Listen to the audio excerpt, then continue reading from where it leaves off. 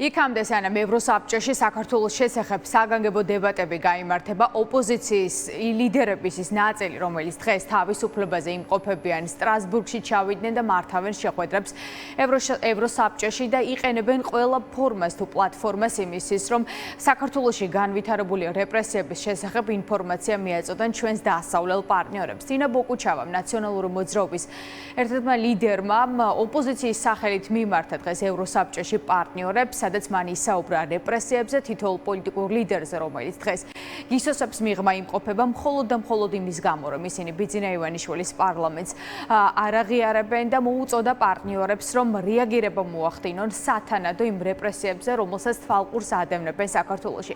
დღეს ჩვენს ქვეყანაში ბელორუსიზაცია მიმდინარეობს, ამბობს თინა ბოკუჩავა და მოუწოდებს პარტნიორებს, განსაკუთრებით ევროკავშირს, რომ რამდენიმე სახელმწიფოს მხრიდან საბოტირება ასე ვთქვათ, გადალახონ და სანქციები დაუწესონ ბიძინა ივანიშვილის რეჟიმს და მის პარტნიორებს. ორადორი ქვეყანა ევროკავშირში, შეიძლება ითქვას ერთიც უნგრეთი, რომელიც ბლოკავს და ვეტოს ადებს საქართველოსთვის დასაწყისებელ სანქციებს, ამიტომაც ნაციონალური მოძრაობის ლიდერი მოუწოდებს პარტნიორებს, რომ რაიმე ფორმით გადალახონ ვეტოს მექანიზმი და სანქციები დაუწესონ ბიძინა ივანიშვილს.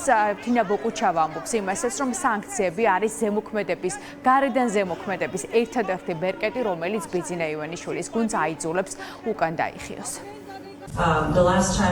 ბოლოს აქ გახლდით საქართველოს დემოკრატიული ძალების დელეგაციასთან ერთად, სადაც ასევე იყვნენ ზურა ჯაფარიძე და გიორგი ვაშაძე. დღეს ორივე მათგანი გისოსებს მიღმა.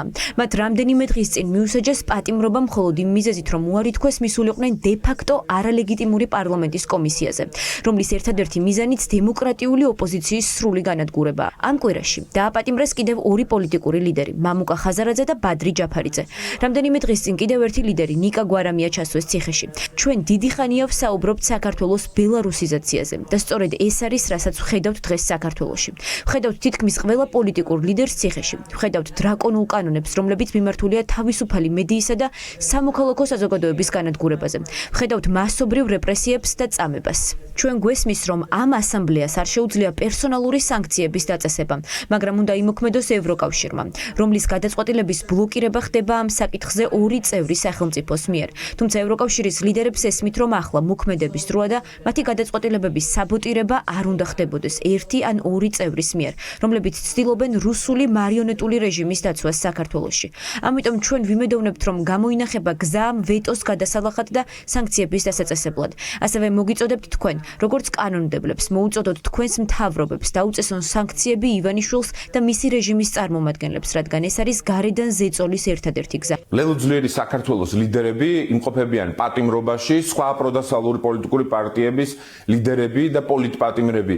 დღითი დღე ჩვენი მეგობარი ქვეყნები უფრო მკაფიოდ და კრიტიკულად აფასებენ ქართული ოცნების ძალადობრივ რეპრესიულ ხელისუფლებას და აკეთებენ განცხადებს, რომ შეუძლებელია გაგრძელდეს ასე ცხოვრება, შეუძლებელია ივანიშვილმა გააგრძელოს საქმიანობა იმ ძალადობრივი რეპრესიული სტილით, რომელსაც ის აწარმოებს საქართველოს მოქალაქეების, ოპოზიციური პოლიტიკოსების და მათ შორის ჩვენი ლიდერების წინააღმდეგ. დღეს რაც საქართველოში ხდება, ეს არ არის დემოკრატიული სახელმწიფოს ქმედება, დემოკრატიული ხელისუფლების ქმედება, ეს არის ავტოკრატიული რეჟიმის, ასე ვთქვათ, ცდელობა ქვეყანაში მოსპოს დამოუკიდებელი აზრი, თავისუფალი სიტყვა და ეს ქვეყანა აქციოს მხოლოდ და მხოლოდ თავის სამოქმედო ველად, კიდევ უფრო მეტი ფულის საშოვნელად და არალეგიტიმურ ძალაუფლების შენარჩუნებისათვის. ევროკავშირის წევრი სახელმწიფოები ინდივიდუალურად მძიმე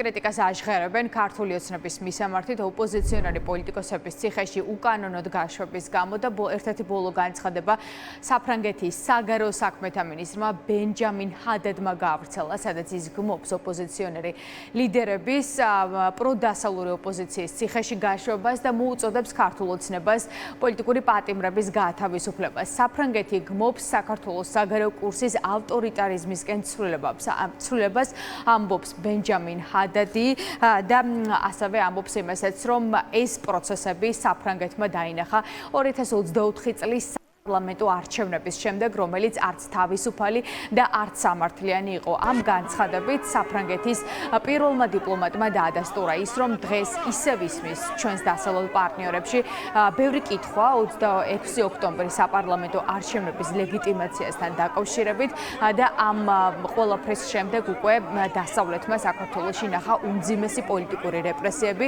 და ის წინასაარჩევნო დაპირება, რომლის აღსრულებაც ბიძინა ივანიშვილის გუნდმა დაიწყო.